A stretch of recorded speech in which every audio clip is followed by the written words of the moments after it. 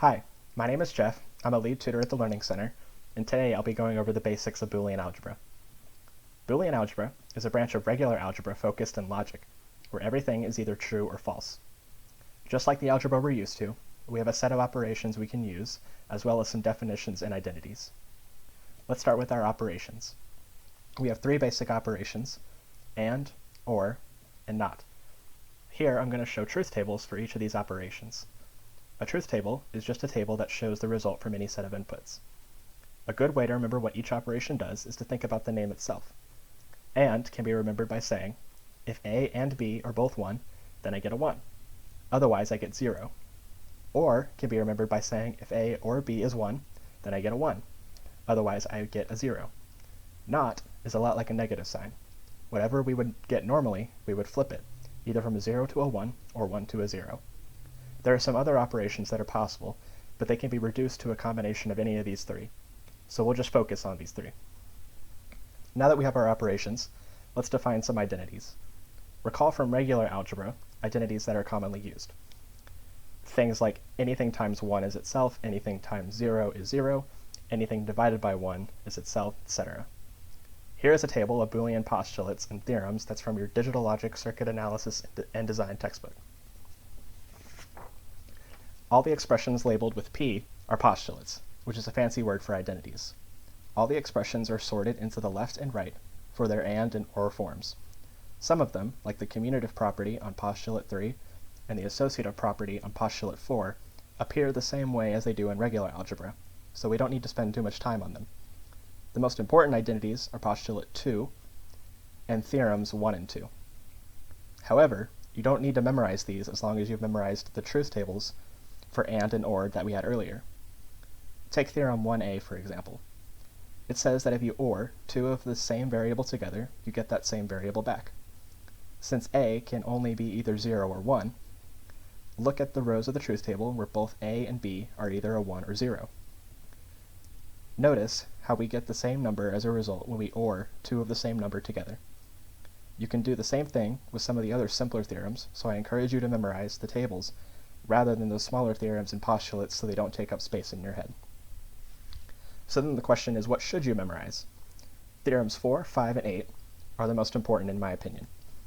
Even if you have this table available to you to use when simplifying equations, you'll want to be able to recognize these three theorems off the top of your head.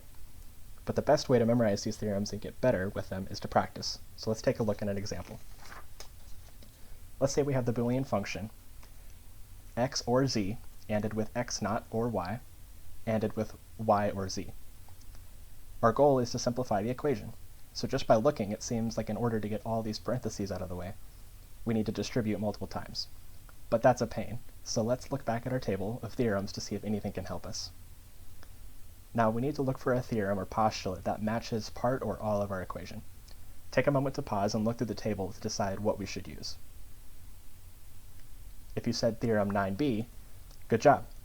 That theorem matches pretty well with our equation. The letters aren't the same, but that's okay. They're just variables. So applying our theorem, our function is reduced to x or z ANDed with x naught or y. Now we repeat the process. If we look again at the table, unfortunately we won't find any theorems that will help us as the equation currently stands. So we should try to rearrange the equation and see what happens.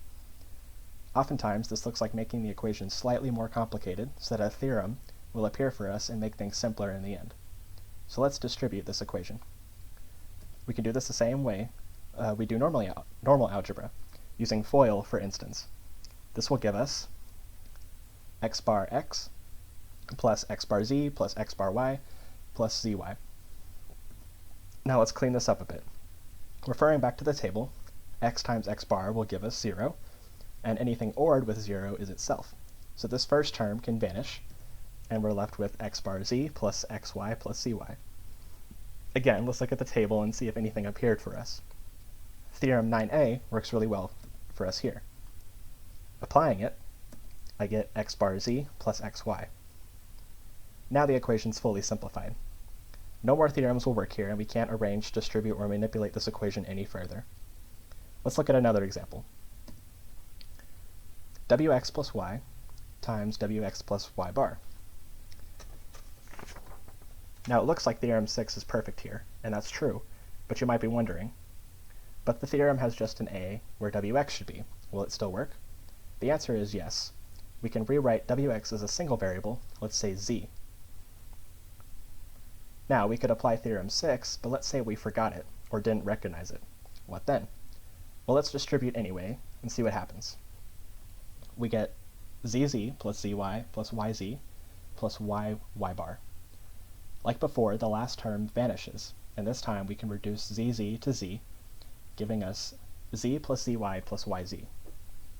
Now this is why I said earlier memorizing theorem 4 was important, because using this theorem allows all of this stuff to reduce to just z, which is what we would have gotten using theorem 6. Congrats, we just derived theorem 6. So as long as you remember theorem 4, there's no stress to memorize theorem 6. Now before we say we've completed the problem, let's turn z back into wx, giving us our final answer, wx. Let's turn our attention to theorem 8.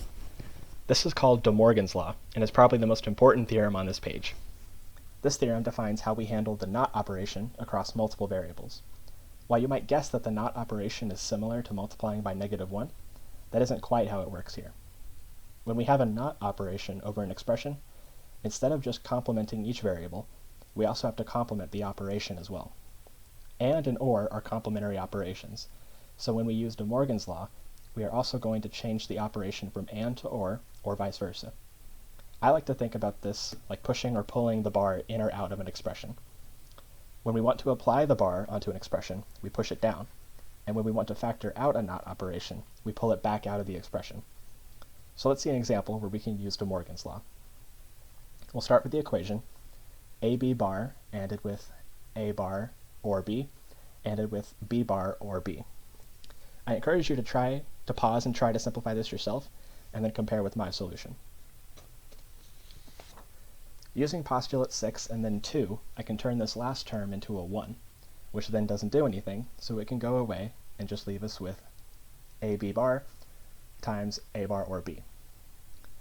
Now here you might be tempted to distribute this through, but if we try that, the not signs become a real annoyance in trying to simplify this expression. If you're curious, you can try it that way and compare with my answer at the end, but for now let's try something else. I can use De Morgan's law on this first term and push this not bar through. Now I have a bar plus b bar times a bar plus b. We can apply theorem 6b here, and this will all reduce down to a bar. So let's recap the big things to know in the strategy for simplifying Boolean expressions. Memorize the tables for each of the 3 primary operations and, or, and not. Knowing these tables will show you a good handful of the postulates found on the reference table. Speaking of the reference table, try to at least memorize theorems 4, 5, and 8, which is De Morgan's law. These 3 are the most useful theorems, and as we saw earlier, knowing these 3 often allow you to derive some of the other theorems. Granted, this is only if you don't have the table with you. If you can, always have this table close by as a reference. Don't be afraid to try things. It's hard to see immediately if a certain idea or solution will work or not. The only way to know for sure is to try and get lots of practice. So make sure to do these problems in pencil just in case you need to back up a few steps. With those tools in mind, let's go over the strategy for simplifying Boolean expressions. Step 1 is to compare any part of the expression to the theorems on the reference table. If there is one that matches, go to step 2. If not, go to step 3. Step 2 is to use the theorem that you found and apply it to the equation. Write down your new expression and return to step 1. Step 3 is to rearrange or manipulate the expression to see if it appears like a theorem on the table. This includes distributing, factoring out a term, or using De Morgan's law. Once you've done that, return to step 1. Repeat this process until you can no longer rearrange the expression in any meaningful way and no theorems apply. Here's the reference from the textbook that we used for the table. I hope this video helps get you started on how to understand and simplify Boolean expressions.